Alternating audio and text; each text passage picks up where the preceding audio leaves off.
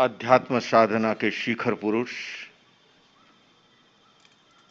कोटि कोटि जनों के आस्था के केंद्र, प्रातः स्मरणीय पूज्य गुरुदेव,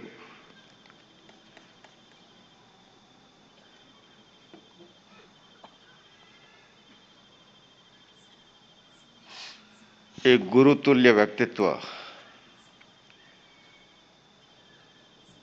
जब अपने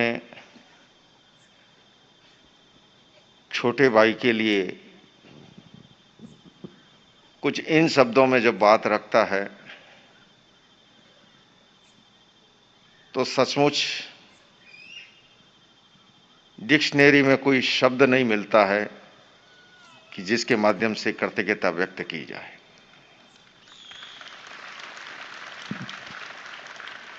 यूं तो जब भी मौका मिलता है, बेंगलोर क्या बेंगलोर के आसपास भी अगर आना हो तो मन करता है कि बेंगलोर भी लगते हाथ जाएं और गुरुदेव के सन्निधि में कुछ समय बिताएं।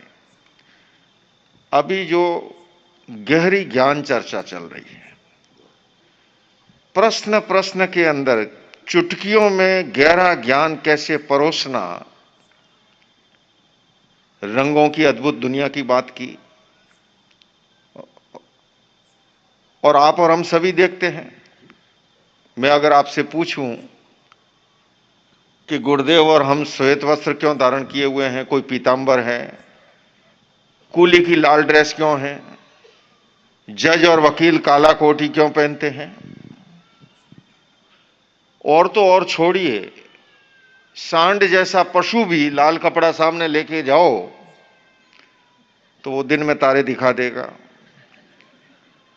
रंगों का कितना अद्भुत प्रभाव है, लेकिन इस शीतल छाया में जब आकर के बैठते हैं तो सारा काम, क्रोध, वैर, विरोध खत्म हो जाता है। और प्रतीकात्मक ढंग से हमारे ग्रंथों में यह बताया गया। हम सुनते हैं महावीर के समय में कहा जाता है कि शेर और बकरी एक घाट पे पानी पीते थे। ये क्या है? ये सब एक प्रतीकात्मक बातें हैं।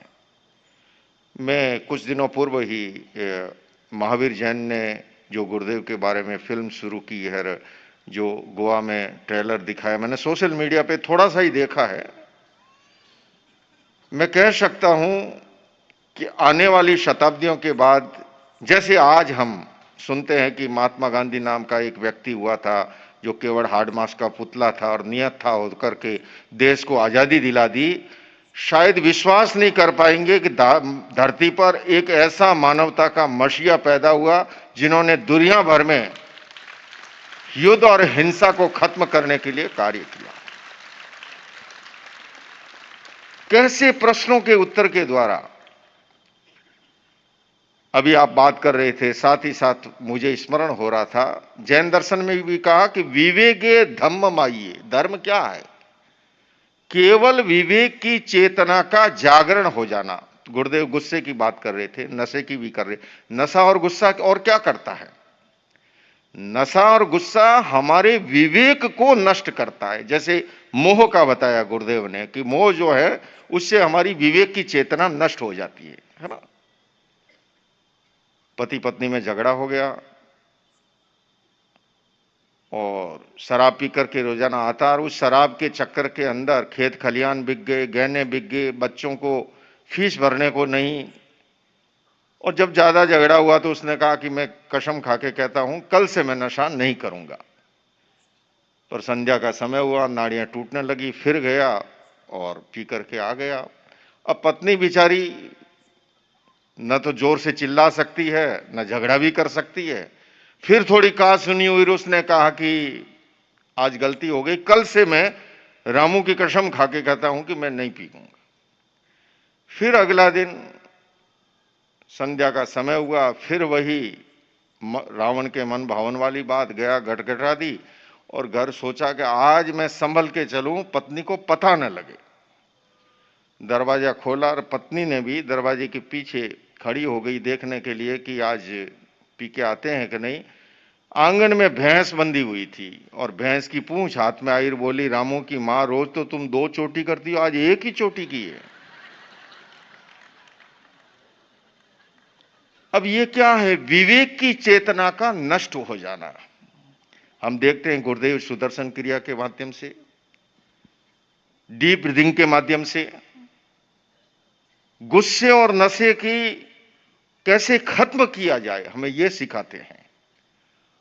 तो मैं तो जब जब भी आता हूं, मैं देखता हूं आपके हर चेहरे पे भी पुलकन देखता हूं।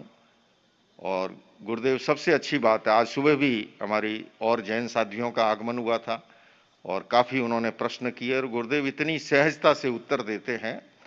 और कि जीवन को उत्सव, हमारे यहाँ एक है उदासीन संप्रदाय, लेकिन गुरुदेव के पास आने वाला कोई उदासीन संप्रदाय का सदस्य नहीं रह सकता। यहाँ हंसी है, उमंग है, खुशी है, उत्साह है और जीवन एक रंगमंच है। यही तो जीवन है और इसीलिए जीवन जीने की कला सिखाते हैं। तो जब भी मन करता है कि हम आए, साथ बैठें, कुछ कला सीखें।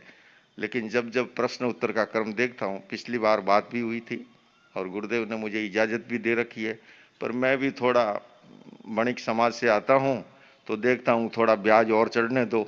एक तय हुआ है कि एक दिन मैं प्रश्न करूंगा और गुरुदेव जवाब देंगे, एक ऐसा सत्र होगा। लेकिन मैं इंतजार कर रहा हूँ, वो जब भी होगा तब होगा। लेकिन सचमुच में गुरुदेव, ये कोई सामने कहने की बात नहीं, मैं समझता हूँ ये समूची मानव जाति का सौभाग्य है कि एक ऐसा महामानव जो केवल हिंदुस्तान को ही नहीं, अब आप देखो अभी यहाँ है, फिर दिसंबर जनवरी में अमेरिका की यात्रा है, फिर मैं देख रहा था जनवरी में कुंभ है, फिर और अन्य देशों में जाना है।